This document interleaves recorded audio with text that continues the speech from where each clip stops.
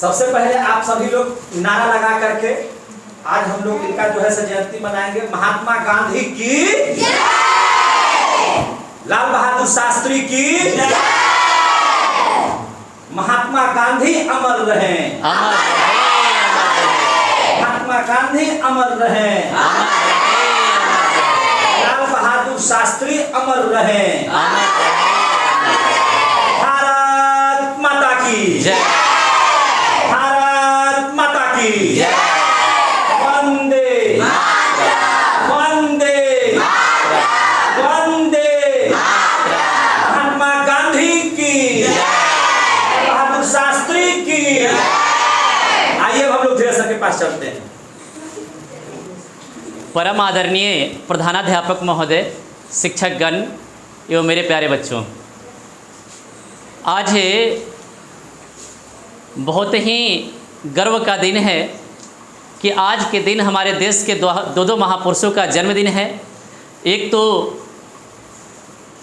भारत के राष्ट्रपिता के नाम से जाने जाने वाले हमारे बापू राष्ट्रपिता महात्मा गांधी, और दूसरे हमारे देश के अमूल्य धरोहर और भारत के दूसरे प्रधानमंत्री श्री लाल बहादुर शास्त्री जी का। दोनों के बारे में बोलने के लिए शब्द तो नहीं है कि इनके व्यक्तित्व के बारे में कितना बताया जाए, शब्द कम पड़ जाएंगे इनके व्यक्तित्व पर चर्चा करते करते। लेकिन जो कुछ भी हम लोग स्मरण में रखने लायक बातें हैं, उनके बातों पर आज चर्चा करना भी ज़रूरी है। क्योंकि महापुरुषों का जन्मदिन केवल इसलिए नहीं मनाते हैं बच्चों, केवल एक दिन के लिए उन्हें याद करें और फिर उन्हें हम भूल जाए, बल्कि महापुरुषों का जन्मदिन इसलिए मनाया जाता है ताकि उनके जीवन से हम लोग प्रेरणा लें। उन्होंने जो बातें देश के लिए, जो काम देश के लिए किए हैं, जो एक मार्ग प्रशस्त किया है देश को आगे बढ़ाने के लिए, उनके मार्ग पर चलने की कोशिश करें, उनके बताए हुए सिद्धांतों को अनुपालन करने की कोशिश करें और अपने जीवन में उतारने की कोशिश करें। जैसे कि हम बराबर बोलते हैं बच्चों आप लोगों को कि एक संस्कृत में श्लोक है, यथा चतुर्भिः कनकः परीक्षते निघर्षन् छेदन् तापतारणे तथा चतुर्भिः पुरुषः परीक्षते त्यागेन शीलेन गुणेन कर्मणा। जिस तरह से एक सोने की परीक्षा 4 प्रकार से होती है, उसी प्रकार से जो महापुरुष होते हैं, जो कर्म पुरुष होते हैं, उनकी भी परीक्षा बहुत तरीके से ली जाती है। और इन दोनों महापुरुषों की परीक्षा के बारे में क्या कहा जाए, ये दोनों महापुरुष ऐसे थे जिन्होंने अपने देश को समृद्ध बनाने के लिए, अपने नागरिकों को सर्व सुख संपन्न बनाने के लिए अपना सर्वस्व न्यौछावर कर दिया। आपको याद होगा बच्चों कि जब महात्मा गांधी का भारतीय राजनीतिक आंदोलन में प्रवेश हुआ, तो उस समय भारत की स्थिति कुछ ठीक नहीं थी। हम लोग अंग्रेज़ों के चंगुल में थे, दूर दूर तक आज़ादी का कोई नामो निशान नहीं था। लोग अपने मन में कल्पना भी नहीं कर रहे थे कि भारत जैसा देश कभी आज़ाद भी हो पाएगा, क्योंकि एक शक्तिशाली साम्राज्यवादी देश के चंगुल में हम लोग फंसे हुए थे। लेकिन जब महात्मा गांधी ने दक्षिण अफ्रीका में वहाँ के लोगों के लिए लड़ाई लड़कर और उसको विजय दिलवाकर जब वहाँ से भारत आए और इन्होंने यहाँ की स्थिति पर नज़र डाला, तो उनको लगा कि अब हमारी ज़रूरत भारत में भी है। और उनके द्वारा ऐसे तो छोटे बड़े कई आंदोलन किए गए, लेकिन उनके 3 आंदोलन जो देश की आज़ादी का प्रमुख आंदोलन था, जिस आंदोलन ने अंग्रेज़ों की कमर तोड़ दी और वे मजबूर हो गए हमारे देश को छोड़कर जाने को। तीनों आंदोलन पर हम संक्षेप में चर्चा करना चाहेंगे। और उन तीनों आंदोलन में सबसे पहला आंदोलन जो नाम आता है वो आता है असहयोग आंदोलन, जिसकी शुरुआत महात्मा गांधी ने 1920 में की थी। और यह आंदोलन देश का पहला ऐसा आंदोलन था बच्चों जिसमें भारत में पुरुष के साथ साथ महिलाओं की भी भागीदारी देखी गई और पहली बार महिलाएं भी अपने घर से बाहर निकलकर आज़ादी के लिए अपने आवाज़ को बुलंद किया। अंग्रेज़ों के विरुद्ध अपने आवाज़ को बुलंद करने वाले हर वर्ग के, हर समुदाय के लोग खड़े हैं। और सबसे पहली बार अंग्रेज़ों को ऐसा महसूस हुआ यह व्यक्ति अकेला अंग्रेज़ों की नींव उखाड़ सकता है। और तब से महात्मा गांधी के हर आंदोलन पर अंग्रेज व्याकुल हो जाते थे। बड़े बड़े नेताओं को जेल में भेजना और किसी तरह से इनके आंदोलन को दबाने का प्रयास करने लगते थे। जब असहयोग आंदोलन छिड़ा गया उस समय ये पहला आंदोलन था, व्यापक रूप से देशव्यापी पहला आंदोलन था महात्मा गांधी का। और उसी समय अंग्रेज़ों के अंदर में भय बन गया। लेकिन महात्मा गांधी का एक अपना सिद्धांत था कि जो भी आंदोलन वो करते थे उसमें अहिंसा का जगह होना चाहिए, कहीं भी हिंसा का जगह उनके आंदोलन में नहीं था। इन्होंने पहले ही ऐसा शर्त अपना रखा हुआ था। लेकिन 5 फरवरी 1922 को जो चौरी चौरा हत्याकांड जो हुआ उसके बाद से महात्मा गांधी ने इस आंदोलन से अपना हाथ पीछे कर लिया। नहीं तो हम लोग असहयोग आंदोलन के दौरान ही हो सकता था कि भारत उसी समय आज़ाद हो जाता।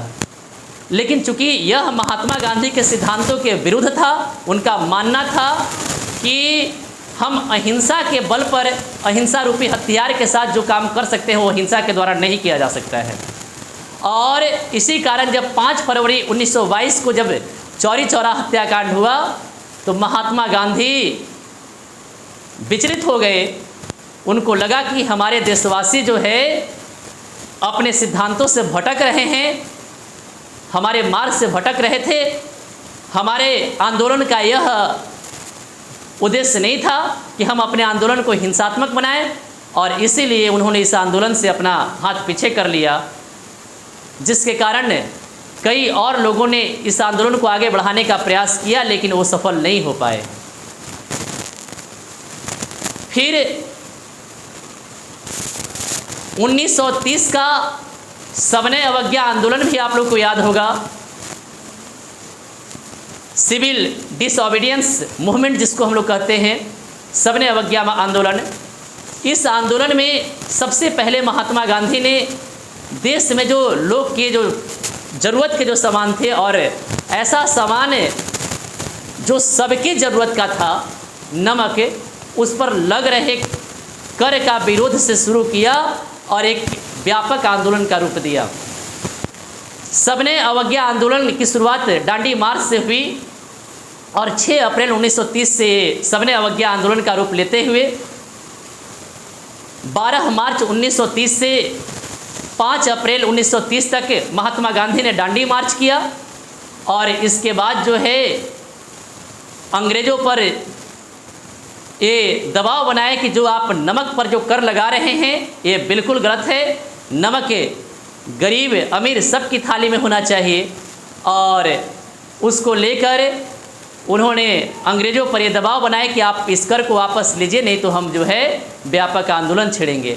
और फिर वो सविनय अवज्ञा आंदोलन का रूप लिया। बच्चों, इस आंदोलन में भी लोगों की भागीदारी बढ़ने लगी। पुरुष महिला सभी लोग इस आंदोलन में भाग लेने लगे और फिर से ऐसा लगने लगा कि अब हमारा देश आज़ाद होकर रहेगा, अब हम लोग स्वतंत्रता के बहुत करीब हैं। लेकिन अंग्रेज़ों ने फिर यहाँ एक चाल चली जिसका नाम रखा गया गोलमेज सम्मेलन। और चाहते थे अंग्रेज कि किसी तरह से सविनय अवज्ञा आंदोलन को जल्द से जल्द रोका जाए, नहीं तो इसका परिणाम हमारे विपरीत आएगा, हमारे विरुद्ध होगा। और इसके लिए एक गोलमेज सम्मेलन का रूप देकर महात्मा गांधी को दूसरे गोलमेज सम्मेलन में भाग लेने के लिए बुलाया गया। लेकिन इनकी जो बातें थी उसको स्वीकार नहीं किया गया। लेकिन शर्त के मुताबिक जो है पहले ही ये जो गोलमेज सम्मेलन था इसी शर्त पर था कि भाई आपकी बातें वहाँ मानी जाएगी और आपके विचारों पर भी ध्यान दिया जाएगा। आप जैसा कह रहे हैं उसी के अनुसार सब कुछ होगा। लेकिन इन्होंने अपने आंदोलन को वापस भी ले लिया और इनकी बातें भी नहीं मानी गई। लेकिन एक देशवासियों के अंदर में उम्मीद जाग चुकी थी कि अब हम लोग आज़ादी के करीब हैं। अंग्रेज़ों में बौखलाहट इस बात का परिचय दे रही थी कि अब जो है हम लोग आज़ादी के करीब हैं और हम लोग सही रास्ते पर हैं। एवं क्रम में द्वितीय विश्व युद्ध में भी हम लोगों ने अंग्रेज़ों की बातों को माना, अंग्रेज़ों का समर्थन किया। और जब वहाँ भी बात नहीं बनती हुई दिखी तो फिर 1942 में महात्मा गांधी के आह्वान पर देश का सबसे बड़ा आंदोलन कहे जाने वाला आंदोलन शुरू हुआ, जिसका नाम था भारत छोड़ो आंदोलन। और यह आंदोलन जैसा कि हम लोग सभी जानते हैं बच्चों कि भारत के स्वतंत्रता के एकदम करीब ला दिया। और जो ब्रिटेन में जो चुनाव था वहाँ चुनाव का बहुत बड़ा मुद्दा बना ये। और क्लेमेंट एटली जिन्होंने अपने मैनिफेस्टो में एक घोषणा की कि अगर हमारी सरकार बनती है ब्रिटेन में तो हम भारत को आज़ाद करेंगे, भारत के बारे में बहुत सोचेंगे। चूँकि वहाँ भी जो भारतीय नागरिक थे उनका दबाव उन पर पड़ रहा था, बहुत बड़ी संख्या में थे भारतीय नागरिक, जिसके दबाव के कारण जो है वो चुनाव का बड़ा मुद्दा बना। और फिर वहाँ पर क्लेमेंट एटली की भारी जीत हुई और अपने शर्त के मुताबिक माउंट बेटन योजना के तहत हमारा देश आज़ाद हुआ। भारत माता की जय, भारत माता की जय, महात्मा गांधी की जय। इसी तरह हमारे देश के दूसरे महापुरुष श्री लाल बहादुर शास्त्री थे, जिनका भी जन्मदिन 2 अक्टूबर को ही मनाया जाता है। ऐसे इनका जन्म 2 अक्टूबर 1904 को उत्तर प्रदेश का एक शहर है मुगल सराय, उसके समीप हुआ था। इनके पिता का नाम श्री मुंशी शारदा प्रसाद और इनकी माता का नाम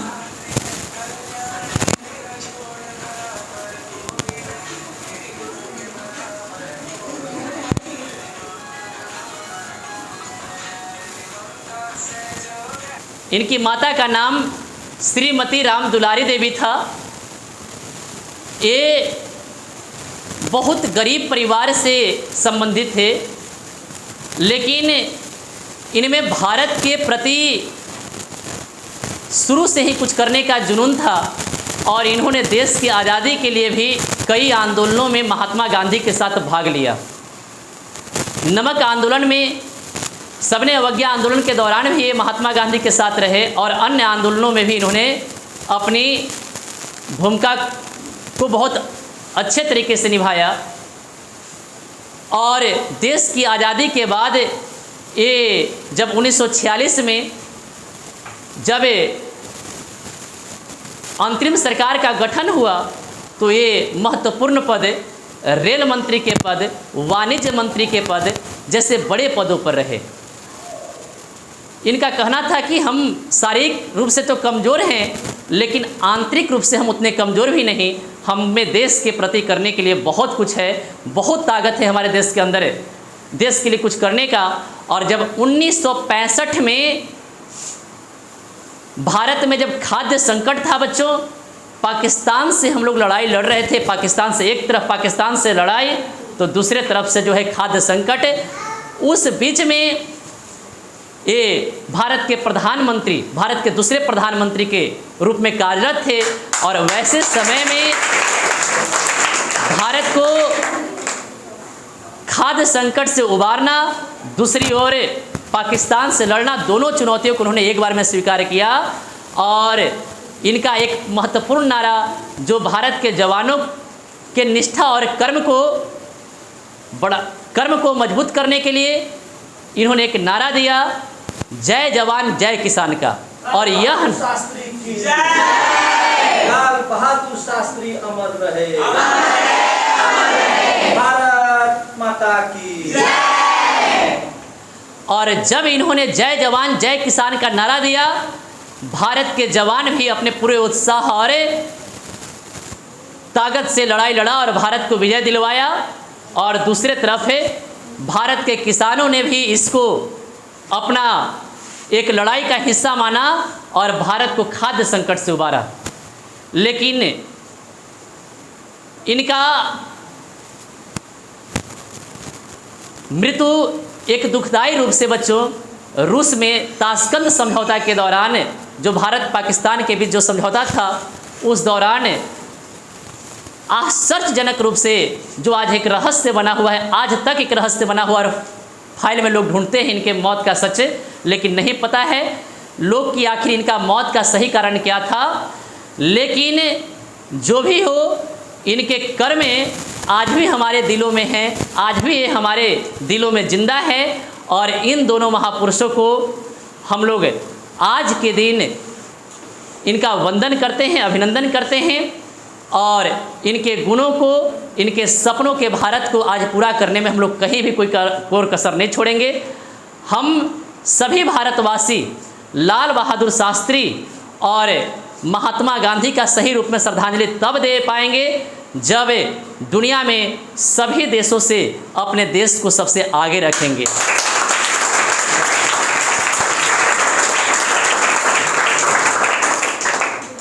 इन्हीं सभी बातों के साथ हम अपनी वाणी को विराम देते हैं। जय हिंद, जय भारत, जय महात्मा गांधी, जय लाल बहादुर शास्त्री।